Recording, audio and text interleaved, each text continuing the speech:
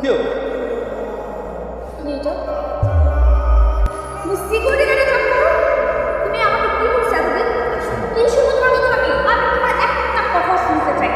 তুমি যে বাড়িতে আমার সাথে মিথ্যা কথা বলে গেছো, আজকে আমার ফ্রেন্ড আমাকে এই সেট করেছে, দিন আমার দেখতে হয় সবার সামনে আমি হাসির কথা বললাম। আমি তোমার চেহারা নেক্সট টাইম আর দেখতে চাই না সিকিউরিটি গার্ড। নেক্সট টাইম কোনো যোগাযোগ করবো না সিকিউরিটি গার্ড। কত লোক আমাদের রিলেশনশিপটা পুরোপুরি ছিল তোমার ফ্রেন্ডদের। ফেসবুক থেকে শুরু করে হোয়াটসঅ্যাপ নাম্বার সব কিছু ব্লক করে রেখেছি। আমার কথা কিন্তু শুনতে চাই। আমি যদি এখন তোমাকে বিয়ে করি, কোনো কারণে যদি আমার চাকরি চলে যায়, আবার যদি আমার ভাইয়ের টক্স নিতে হয়, তখন তোমার ফ্রেন্ড আবার ছবি দেবে, আবার তোমাকে হোয়াটসঅ্যাপ করবে, তখন কি আবার ছেড়ে চলে যাবে? কখনো কোনো মানুষটাকে অবস্থা ভালোবাসতে পারে না। ঠিক এখন আমার অবস্থান দেখেই বিয়ে করতে চাই।